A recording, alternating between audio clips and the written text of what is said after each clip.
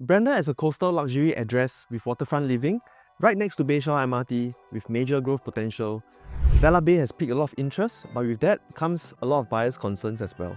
So today, we will be breaking down the top 3 buyers' concerns, address them with context, and help you decide if Vela Bay is the right one for you. So 3 concerns that buyers will likely have is number 1, first mover risk, number 2, will there be too much supply in the future, and number 3, expected PSF may seem high in the OCR region. Okay, so Vela Bay is actually the first private residential launch in the Bayshore precinct, offering about 515 units from 1 to 4 bedrooms. So it stands right beside Bayshore MRT and it is actually within walking distance to East Coast Park. So this project is actually backed by Singhai Group, which actually secured the land at a new OCR benchmark of $1,388 per square foot per plot ratio during the 2025 GLS tender.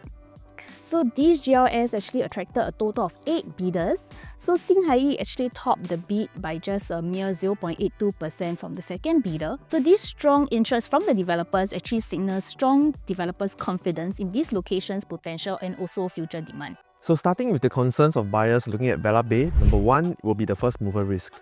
And one of the common questions about Vela Bay is this: if I'm buying into the first launch in Bayshore, am I taking on first mover risk in the sense that will it be possible that subsequent launches in the area could come in stronger or cheaper?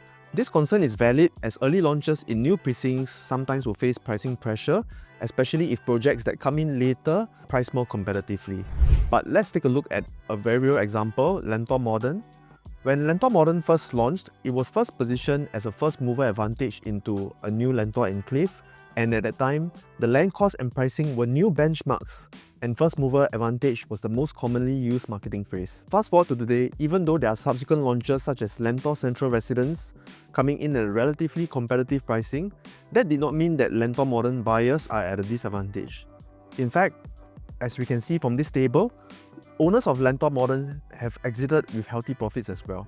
So Bayshore is similar to Lentor, just that it will be a bigger plot with more amenities coming into the area. So while first mover risk is indeed a very real fear among buyers, but practically, when the fundamentals are strong, such as the project's connectivity, future planning and growth, as well as scarcity, it tends to work in favor of the buyers and not against them. Okay, so the second concern that we actually commonly hear from buyers is, if Bayshore is actually opening up with so many plots under the master plan, will there actually be too much future supply? Could that actually dilute the demand or weaken prices? So it's actually very common for buyers to have such concerns with new precincts, especially when there's actually multiple plots coming up. But we actually do have many examples that actually show that eventually supply will still be taken up and the prices will still inch upwards. So if we were to actually draw out the Lentor area as an example again, across the multiple launches in Lentor, buyers have actually commonly raised up this concern as well. But today, if we were to look into the market, we are actually left with very little inventory in the Lentor area. And also Lentor Modern, which is the first project that entered the resale market today, has actually seen very healthy profits and very healthy transaction volume as well. Also, Bayshore Precinct is indeed large, but actually it will consist of not only private properties but public housing as well. So with the public housing coming up, you will definitely introduce more well-established amenities in the area, and of course will create future potential upgraders from the HDBs. So although this HDB upgrader demand may be limited and also will take a longer time because the public housing in Bayshore are actually categorized under the Plus model. Okay. So on top of that, the transactions from the surrounding projects like Costa del Sol and the Bayshore are actually evident to show the healthy demand for projects in this area. So it has also been some time since a new similar sized project was actually introduced in this vicinity. So the last launch in the 500 meters radius was actually Costa del Sol in year 2000, which was actually 26 years ago. So these signals a limited supply in this area for the past 20 plus years as well. And lastly, concern number 3, expected PSF may seem very high in the OCR region. Bayshore has been the example that many agents have used to compare and sell other existing OCR launches in the past year.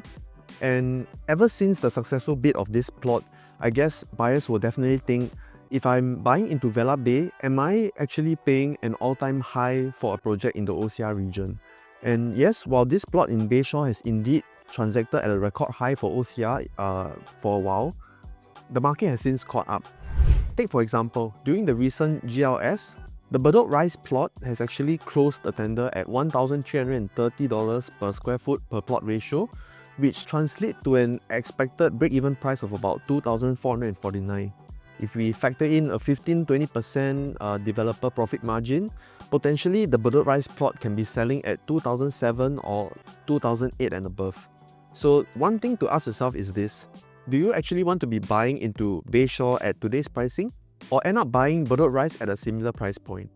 In my opinion, Bayshore has the additional advantages of being a new township with generally more growth potential, and of course being next to Bayshore MRT.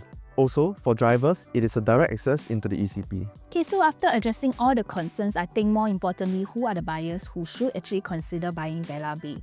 So in our opinion, I think buyers who are looking for own stay, who love the beach and love the nature, I think this project is definitely for you as you are within walking distance to East Coast Park. And also next, for buyers who are looking for your own stay, you love the sea view, do definitely consider this project as well. And also for investors who are looking at longer term holding period, looking to rent out in the future, I think this project offers a very strong tenant pool from the Changi area. And also given that we are actually just right next to the MRT, it actually increased the attractiveness of this project as well for, to the tenants. So we have actually come to the end of our analysis. So if you are keen to actually know more about this project, you have any other questions, or you want to know our opinions for any other projects as well, do feel free to connect with us. Our QR code is actually just right here. If not, we'll see you in our next video. Bye! Bye-bye!